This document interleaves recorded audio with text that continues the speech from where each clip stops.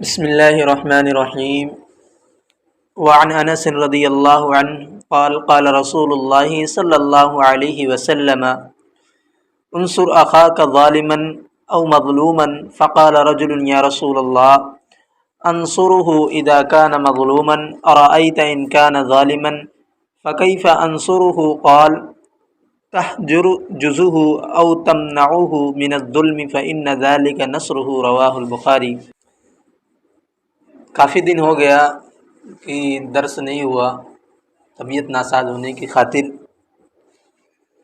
یہ جو باب چل رہا تھا ہمارے اور آپ کے درمیان، یہ باب تھا مسلمانوں کے ساتھ باہمی اتحاد اتفاق کے ساتھ شفقت اور محبت کے ساتھ پیش آنا. ایک مسلمان دوسرے مسلمانوں کو حقارت کی نظر سے نہ دیکھے، اپنے اس مسلمان بھائی کے لیے وہی چیزیں پسند کرے جو اپنے لیے بھی پسند کرے، اس لیے کہ حدیث آ چکی ہے. جیسا کہ اس حدیث کے اندر بیان فرمایا، حضرت انس رضی اللہ عنہ راوی حدیث ہیں، بیان کرتے ہیں رسول اللہ صلی اللہ علیہ وسلم نے فرمایا تم اپنے بھائی کی مدد کرو، وہ ظالم ہو یا مظلوم.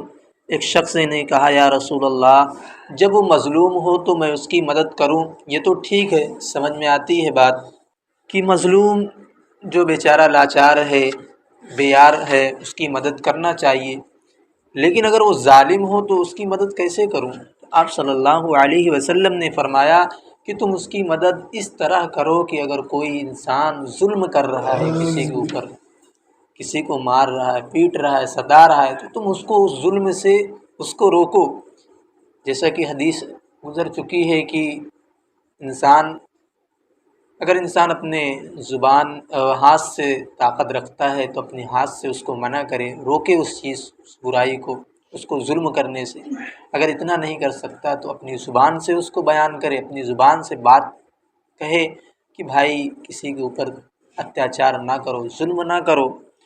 یا تو اسی طریقے سے اپنے دل میں اس چیز کو برا جان لے. گویا کہ یہ بھی معاشرے سے ظلم و فساد کے روکنے کے لیے کتنا جامع ارشاد ہے. یعنی مظلوم ہی کی مدد نہ کرو بلکہ اخلاقی جرأت سے کام لے کر ظالم کو بھی ظلم کرنے سے روکو. یہ بڑے دل گردے کا کام ہے، یعنی بہت بڑی چیز ہے کہ انسان یہ کام کرے کہ ظالم کو بھی ظلم کرنے سے روک دے. لیکن مسلمان کی خیر خواہی کا حق بھی تب ہی ادا ہوگا جب مسلمانوں میں یہ اخلاقی جرأت پیدا ہوگی کہ وہ ظالم کے ہاتھ کو بھی پکڑ سکے یا کم از کم زبان سے اس کے خلاف کلمہ حق بلند کر دیں. وعن ابی عمارة البراء بن عازب رضی اللہ عنہما قال امرنا رسول اللہ صلی اللہ علیہ وسلم بسبع ونہانا عن سبع. امرنا بعیادة المریض واتباع الجنازة وتسمیة العاطس وابرار المقسم ونصر المظلوم واجابة الداعی وافشاء السلام. ونہانا عن خواتیم او تختم بالذهب وعن شرب بالفضة وعن المياثر الحمر وعن القصي وعن لبس الحرير والاستبرق والديباج. متفق علیہ. حضرت ابو عمارہ برا بن عازب بیان کرتے ہیں کہ ہمیں رسول اللہ صلی اللہ علیہ وسلم نے 7 چیزوں کے کرنے کا حکم دیا اور 7 چیزوں سے منع فرمایا. حکم یہ دیا کہ کوئی مریض ہو تو اس کی مریض عیادت کرنے کے لیے انسان جائے، یعنی مریض کی عیادت پرسی کرے، یعنی اس مریض کو دیکھنے جائے. جنازوں کے پیچھے چلنا، کوئی جنازہ جا رہا تھا ہم اس کے آگے آگے چلنے کے بجائے ہمیں پیچھے چلنا ہے. اور اسی طریقے سے جب کسی کو چھینک آئے تو اس کا چھینک کا جواب دینا، یعنی رحمک اللہ کہنا. اسی طریقے سے جب کوئی قسم اٹھانے والے کی قسم کھائے تو اس قسم کو پورا کرے. اور اسی طریقے سے مظلوم کی مدد کرنے کا اور دعوت کرنے والے کی دعوت کو قبول کرنے کا اور سلام کو پھیلانے کا، یعنی بکثرت السلام علیکم کہنے کا.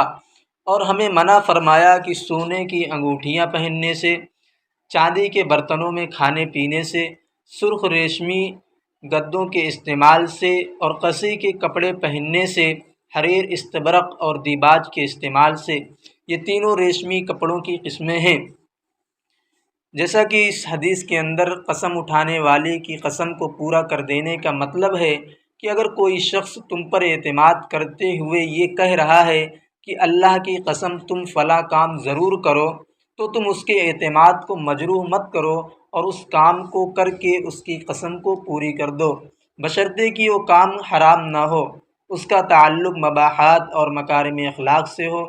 سونا اور ہر قسم کا ریشمی لباس صرف مردوں کے لیے حرام ہے، کیونکہ اسلام میں مردوں میں نسوانیت اور سہل انگاری کو ناپسندیدہ قرار دیا گیا ہے، البتہ عورتوں کے لیے دونوں چیزیں جائز ہے۔ گویا کہ اس بات کے اندر جتنی بھی باتیں اور جتنی بھی حدیثیں آئی، گویا کہ ایک مسلمان کو دوسرے مسلمانوں سے باہمی اتحاد اتفاق کے ساتھ مل جل کر زندگی گزارنے کی بتائی گئی باتیں، کہ آپس میں ایک دوسرے کے لیے محبت کے ساتھ پیش آنا، جو اپنے لیے پسند کرے وہی اپنے مسلمان بھائیوں کے لیے بھی پسند کرے۔ اللہ تعالیٰ سے دعا ہے کہ اللہ تعالیٰ ہم سب لوگوں کو کتاب و سنت پر عمل کرنے کی توفیق عنایت فرمائے۔ سبحان ربک رب العزت عما یصفون وسلام علی المرسلین والحمد للہ رب العالمین۔